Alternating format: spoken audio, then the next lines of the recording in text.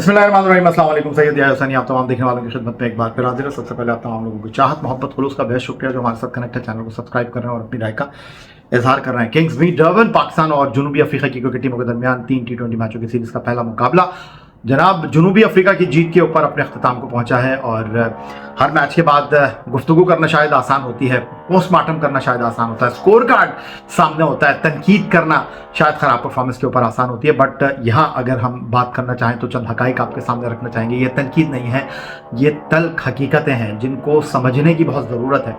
और टीम पाकिस्तान कल 28 पर 3 जनूबी अफ्रीका के बल्लेबाजों को पवेलियन भेजने के बाद मैच नहीं जीत सकी, 11 रन से मैच हार गई। टीम के कप्तान मोहम्मद रिजवान बाबर आजम के साथ इनिंग का आगाज करने के लिए आते हैं और 19वें ओवर की दूसरी गेंद पर वो 20वें ओवर की दूसरी गेंद पर आउट होते हैं, फिर भी पाकिस्तान जीत नहीं पाता है। तो क्या वजूहात हैं कि पाकिस्तान ने वो क्या गलतियां की, इस वीडियो में उन चीज़ों को देखने की कोशिश करेंगे। अगर पाकिस्तान और जनूबी अफ्रीका के दरमियान इस पहले T20 मैच की मैं बात करना चाहूँ जहां हेनरिक क्लासन जनूबी अफ्रीका की टीम को एड्रम माकरम की जगह जो है वो लीड कर रहे थे, और इस मैच में जहां पर जनूबी अफ्रीका की टीम के कप्तान हेनरिक क्लासन जो थे उन्होंने टॉस जीतकर पहले बल्लेबाजी का इंतखाब किया।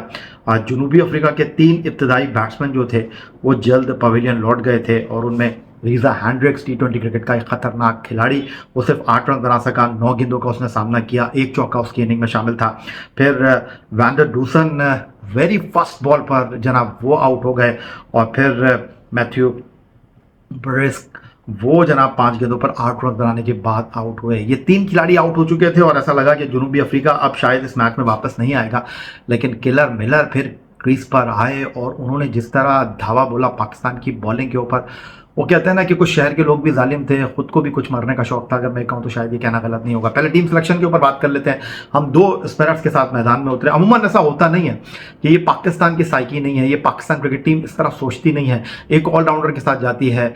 लेकिन यहाँ पर हम प्रॉपर 5 बॉलर के साथ मैदान में उतरे। 3 पेसर्स हमारे पास थे, शाहीन आफरीदी, अब्बास आफरीदी, मोहम्मद हारिस रऊफ, और उसके साथ जनाब सुफियान मुकीम जिन्होंने बड़ा शानदार परफॉर्मेंस का मुजाहरा किया जिम्बाब्वे के खिलाफ बुलावायों में, और उनके साथ मिस्ट्री स्पिनर अबरार अहमद जिनसे कप्तान मोहम्मद रिजवान ने जो है वो बॉलिंग का आगाज़ भी कराया और उन्होंने अपने इंतखाब को दुरुस्त भी साबित किया। उन्होंने 37 रन देकर 3 खिलाड़ियों को आउट किया, ये बुरी परफॉर्मेंस नहीं थी। शाहीन आफरीदी ने भी 3 आउट किए 22 रन देकर। बट यहाँ पर जनाब गलती हमसे कहाँ हुई? पहली गलती तो शायद लोग ये बात कर रहे हैं कि यार इस पिच के ऊपर आपने 2 स्पिनर कैसे खिला दिए, हालांकि आपके पास साइम अयूब मौजूद थे जो right arm off break bowling करते हैं। और अमूमन हमने देखा कि जब क्रिस गेल बैटिंग किया करते थे तो हमारे माजी के कप्तान जो है मोहम्मद हफीज़ को बॉल दे दिया करते थे।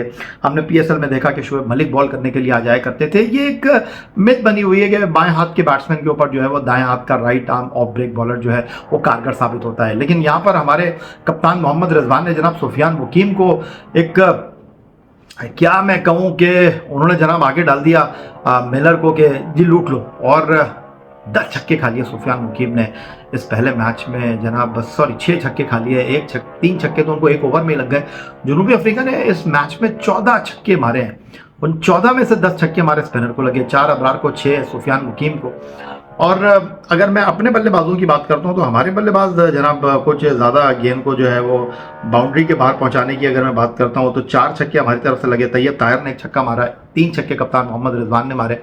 तो ये 10 छक्कों का फ़र्क था जो कि बहुत इंपॉर्टेंट था। और ये छक्कों का फ़र्क इस एतबार से इंपॉर्टेंट था कि जनूबी अफ्रीका ने 48 मैच में डॉट बॉलिंग खेली और हमने जनाब कितनी डॉट बॉलिंग खेली? हमने जनाब 43 डॉट बॉलिंग खेली, जिसमें से 22 डॉट बॉलिंग जो थी हमारे कप्तान मोहम्मद रिजवान के लिए। अब अगर रिजवान का मैं स्कोर चार्ट देखूं तो वो आपको अच्छे नजर आएंगे।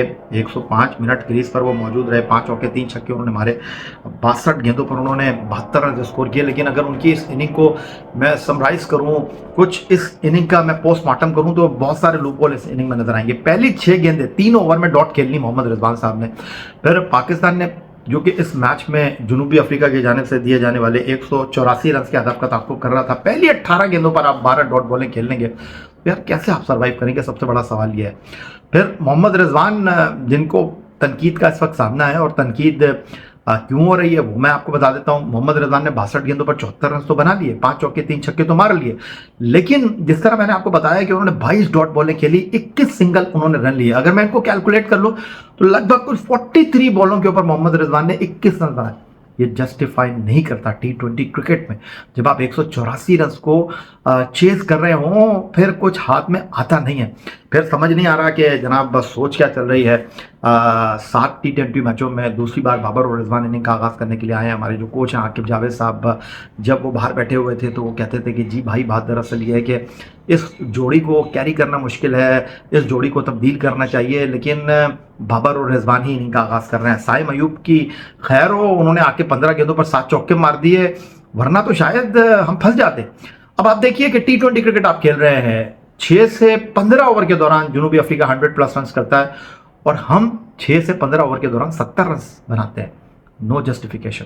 इस तरह की गलतियां आप करेंगे तो कैसे आप जनाब जीतेंगे। और फिर कप्तान ने क्या गलती की? कप्तान ने यह गलती की जब 28 पर आपने जनूबी अफ्रीका के 3 खिलाड़ियों को पवेलियन लौटा दिया था।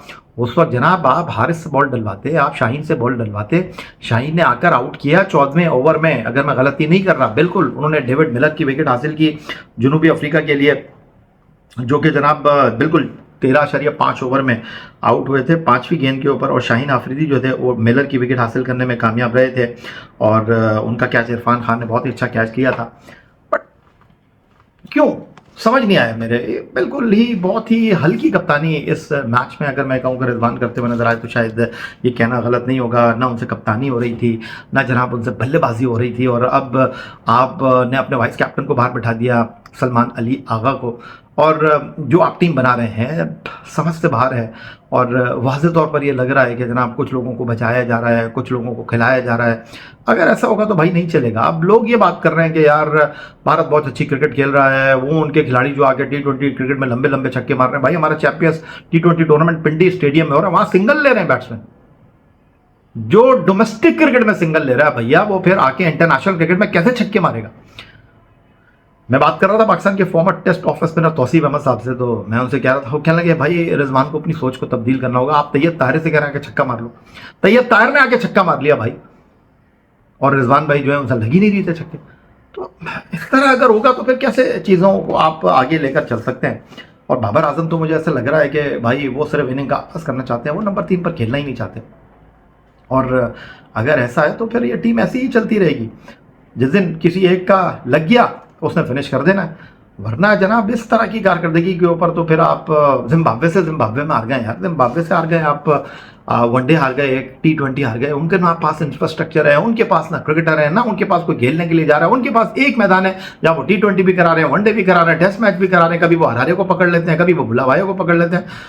जनूबी अफ्रीका की टीम को भी अगर आप देखें तो भाई उन्होंने भी अपने आम खिलाड़ियों को नहीं खिलाया है, और उनके बगैर यार आपको उन्होंने आउट क्लास कर दिया, समझ से बाहर है। और फिर जनूबी अफ्रीका की तरफ से नए खिलाड़ी भी आपको बॉल डालते हुए दिखाई दे रहे हैं। माफका जनाब क्या गेंद डाल रहे थे, कितनी तेज़ रफ्तारी के साथ वो गेंदिंग कर रहे थे। फिर उसके बाद सैमलन वो भी बहुत अच्छी बॉल डाल रहे थे। और यहाँ पर अगर आप देखें तो जनूबी अफ्रीका ने जनाब हेनरिक नोरकिया को नहीं खिलाया, और लगा कि भाई नोरकिया को नहीं खिलाकर उन्होंने सही किया। और अगर हम ये कहते हैं कि भाई हमने 2 स्पिनर खिलाकर फाइनल लाइनअप में गलती कर दी, तो भाई फिर आप मुझे ये भी बता दीजिए कि इस मैच में जो है जॉर्ज लिंडे उन्होंने जनाब 4 आउट कर दिए 21 रन देकर। वो तो रिवर्स हो गया डिसीजन। अदरवाइज मुझे आप बताइए कि 5 आउट कर गए थे, वो 3 आउट कर दिए हैं भाई अबरार ने। आप कह रहे हैं कि यार स्पिनर की पिच नहीं है।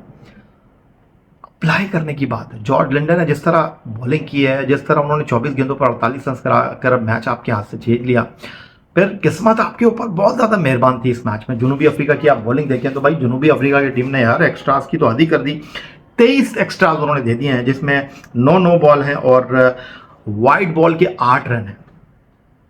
उन्होंने 2.5 ओवर भाई आपको वैसे ही दे दिए, यानी आपसे 184 रन जो हैं वो 22.5 ओवर में भी नहीं हुए, just because of captain Mohammad Rizwan, जो कि 19.2 ओवर में बैटिंग करते रहे, लेकिन 22 डॉट बॉलें जो उन्होंने खेली, ठीक है उन्होंने 3 छक्के मार दिए, ठीक है उन्होंने 5 चौके मार दिए, लेकिन टाइमली वो मोमेंटम नहीं बन सका जिसकी जरूरत थी। फिर मेरे ये समझ नहीं आ रहा भाई, शाहीन आफरीदी को आप अब्बास आफरीदी से ऊपर भेज रहे हैं, आप इरफान खान जो एक प्रॉपर बैट्समैन की हैसियत से खेल रहे हैं। भाई वो कोई डिफेंसिव बैट्समैन थोड़ी एग्रेसिव बैट्समैन हो, उनका स्ट्राइक रेट 125+ है।